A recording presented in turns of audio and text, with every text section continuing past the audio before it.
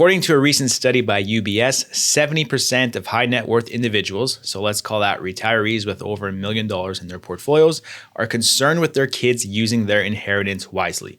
Now, if you've been watching the channel for a while, you'll know that a lot of our videos focus on passing on that money to the next generation as tax efficiently as possible. But what happens when they actually do receive that money? And how can you make sure that your kids don't squander it away? Let's look at 4 things you can do to put your kids in the best position to succeed. So the first one is communication. Now, talking about money can be very taboo, especially with your kids. You might feel like you're losing out on some of your privacy, or you might feel like they'll become entitled if they know how well you're actually doing. But I would say if your goal is to make sure they don't squander away their inheritance, then I think having open lines of communication is key. In my opinion, your kids will probably already have a good idea of your financial picture.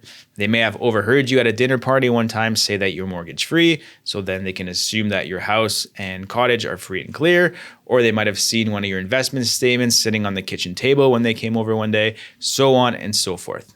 Since they already have a good idea that you're well off, open communication about your intentions can provide valuable guidance. Here's a recent example that we went through with a client. So John was widowed and had a net worth of over $8 million. As much as he wanted to enjoy the fruits of his labor, he wasn't the kind of guy to live the high life. Because of this, his investment accounts were growing at a faster rate than he was drawing them down. He was concerned what would happen to his kids if he suddenly left them with all this money, so he decided to get them involved in the process. They had a family meeting and John explained his values when it came to money and some of the good and bad decisions that he made along the way. He also went over how the will was structured and his wishes for how that family money would be passed on to future generations. John was a bit apprehensive going into this family meeting, but after talking with his kids, he felt much relieved. He explained that most of the conversation had to do with his values and some of his decisions along the way, and not necessarily the dollars and cents that they were going to receive one day. So he felt much better knowing that his kids understood what was important to him and that they would manage the inheritance wisely when they received it. The second thing you can do to make sure that your kids don't squander their inheritance is provide them with financial education. This is a tool that they can use repeatedly throughout their lives, and understanding concepts like budgeting, investing, and financial planning can provide them with a solid base. After reading a book like The Wealthy Barber, you can probably safely assume that they're not going to blow their inheritance on a Ferrari. Another thing that you can do is to set them up with your financial advisor today so that they can continue receiving guidance and support even if you're not around. The third thing you can do is establish a trust.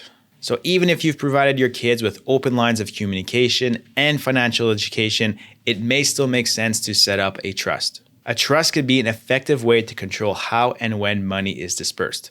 For example, you can set up a trust that disperses money when certain conditions are met, such as schooling or employment, or at certain intervals such as their ages. By using a trust, you can make sure that funds are dispersed in a controlled manner because sometimes, even with the best intentions, things can go south. Susan and Bob were able to leave an inheritance of $2 million for each of their 3 kids, and their goal was to ensure that their kids and grandkids would be financially secure.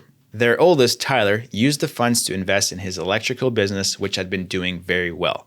Unfortunately, he wasn't paid on a few jobs and his business went under. Had Susan and Bob set up a trust that, say, only released funds every 5 years, Tyler would not be in a position where he'd be restarting from scratch. The last thing that you need to be wary of is divorce when it comes to your kids. So let's say that you leave your daughter an inheritance and she uses that money to pay off her mortgage, which she has with her husband. Fast forward a few years and they get divorced, and now the husband is entitled to half the equity in the home. Now, I'm not a lawyer, but once you start commingling inheritance funds with marital funds, things can get quite tricky. This is another scenario where a trust could make sense because they're typically viewed as separate property, so they wouldn't be included in the divorce proceedings. Again, I'm not a lawyer, so this is something that you'll want to check with your attorney to see what the rules are in your jurisdiction. Even if your kids are not yet married, encourage them to get a prenuptial agreement when the time comes to make sure that their inheritance is secure. This all goes back to having open lines of communication with your kids so that they understand your intentions and why the will is structured in the manner that it is. Now, if you want to make sure that you pass on the inheritance as tax efficiently as possible, then check out this video or check us out at transcanadawealthmanagement.com.